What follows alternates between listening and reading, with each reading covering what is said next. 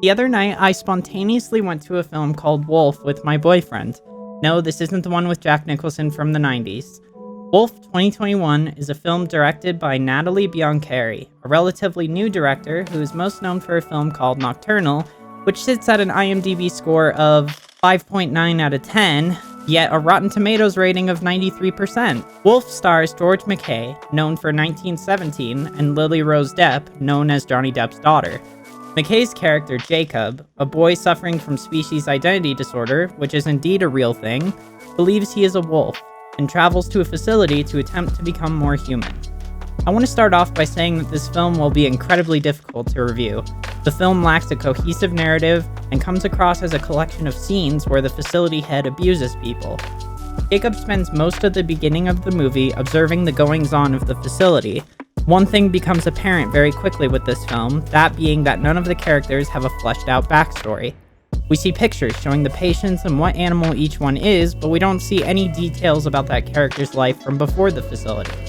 One particular patient is wearing a bird costume and spends most of the movie repeating the words spoken by employees of the facility.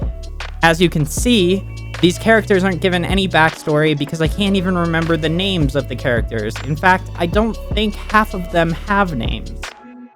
At some point, we are introduced to what is supposed to be the love interest in Lily Depp's character, Wildcat.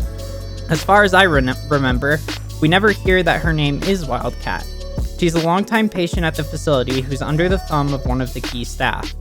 Wildcat is a bobcat who was raped by her stepfather, and on that day, decided she was a bobcat. When she meets Jacob, the two are uneasy with each other at first. As the film goes on, there's supposed to be a love relationship being established, but there's very little chemistry between the characters. Further into the film, Jacob begins to become more wolf than human and is essentially tortured for it. At one point, Jacob jumps on an employee at the facility and growls at him. And what does the facility head do? He puts Jacob in a cage with a blindfold and plays audio that tries to reinforce his humanity. A large majority of the scenes of this movie are Paddy Considine's character, the zookeeper. Put that IMDb window away, you know him from The World's End as Stephen Prince or as Father John Hughes in Peaky Blinders, abusing the patients of this facility. At one point, he has a facility employee hold the bird against an open window, telling her to fly if she really is a bird. Basically, if you were to think of the most hateful way to treat someone with species identity disorder, this guy does it. This movie has a really interesting premise, but comes across as super disrespectful to SID patients. I mean, there's a fucking employee who bullies a kid who believes he is a duck for absolutely no other reason than, hey, he's a kid who thinks he's a duck, I might as well bully him. On a positive note, at least I can say that it seems like the actors are trying and do their best with what they have. It almost feels like the director planned out backstories for all the characters, and instead of showing any of them, we get this convoluted, nonsensical plot.